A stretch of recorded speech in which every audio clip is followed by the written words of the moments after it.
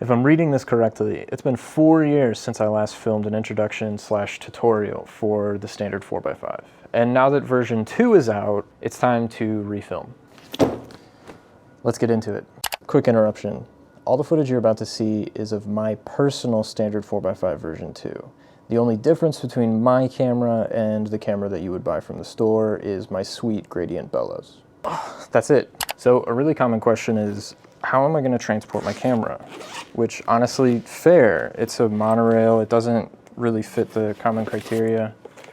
So I'm going to start with some facts so that you can make your own decision on how you'd like to transport the camera. I recommend transporting the camera with the rail separated from the body. And in that configuration, the camera takes up an 11 by 8 by 4 inch rectangle. And then the rail itself is only about 1 inch square, but the tripod mount does add a little bit of bulk. I personally either use my Tamarack shoulder bag or I have a Thule DSLR backpack that I also like to use. Both comfortably fit my 4x5, one lens, film holders, a light meter, and a loop, though the Tamarack probably is able to fit that because it's literally bursting at the seams. And I should mention that I just use a raincoat as a dark cloth, so it's easy to find space for it. But what you bring and how you carry it is ultimately up to you. There are no right or wrong answers. Oakley dokley. So setting up your camera is a quick 3-step process. First, I'm gonna take my rail. I've already put a tripod plate on here, and you're gonna mount your rail to your tripod. Once you have the rail on, you can go ahead and grab the rest of your camera body, and I'm gonna bend the two standards like this so the bellows is twisted a little bit, and I'm gonna bring the front standard and slide it onto here. If you have any issues getting these onto here, just make sure that your knobs are loosened a little bit so that everything has that play. But once you have that front standard on, you're just gonna pull the rear standard to the back of the rail and slide it on just like you did the front. Now, once everything's on there, you're just gonna wanna make sure that your knobs are a little bit tight. Finger tight, don't really wrench these down. You don't wanna damage any of the parts. You just wanna make sure that nothing is sliding around.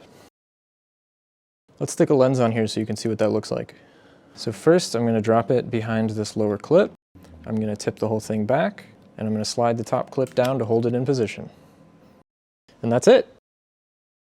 Whether you like to focus with the front standard or the rear standard, focusing is going to look about the same. You're just going to loosen the appropriate knob, and you're going to slide the standard along the rail. There's no geared focusing or anything like that. It's nice and smooth and simple. And you can see I'm doing it with one hand to illustrate if I had a loop or something in the back, I would still be able to focus and look at my ground glass while focusing at the same time. The same goes for the rear. You just loosen the knob and it slides nice and easy along the rail. You can also move the position of the tripod mount if you need to. So when you want to switch from landscape orientation to portrait orientation, what you're gonna do is locate these two clips that are up here in the top left and right corners. And you'll notice when I'm shooting in landscape orientation, these are locked in position on the top to hold the frame in place.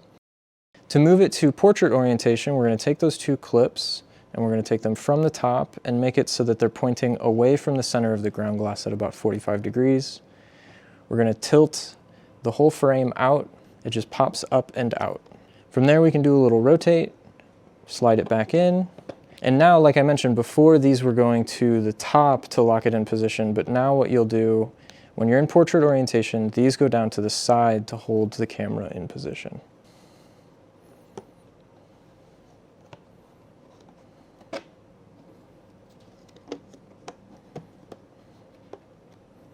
Okay, let's take a quick look at what loading a film holder into this camera looks like. I personally like to brace the camera with my thumb and use my pointer finger to open it, but how you do it is up to you. The main detail here is that these shock cords act like a spring steel to load your film holder and hold it in position. So I like to use my thumb and my forefinger, and I'll slide it in. And as always, you're looking for that satisfying click to know that it's fully seated. The standard 4x5 also has Graflok clips that you are able to use if you want to use your favorite backs, for example, this Polaroid back. To use it, all you're going to need to do is remove your ground glass, and you can do that by unclipping these shock cords in the four corners. and you can just tip the bottom ones away for a little bit of an easier time. And then you can either just move the shot cords back behind these 4 socket head screws, or you can also tip them back behind it completely if they're getting in your way. From there, you're just going to seat your Graflok back and clip down your 2 clips and hold it in position. Reattaching the ground glass is more or less going to be the same procedure, but in reverse. But I like to do it on a table just to make sure that I don't drop the ground glass or break anything. So to get the ground glass back on, you're going to place it in position and then grab each of the 2 shot cords and put them over the 4 clips that are in each of the 4 corners so that it grabs a hold of that ground glass frame. And that's it, it's back attached.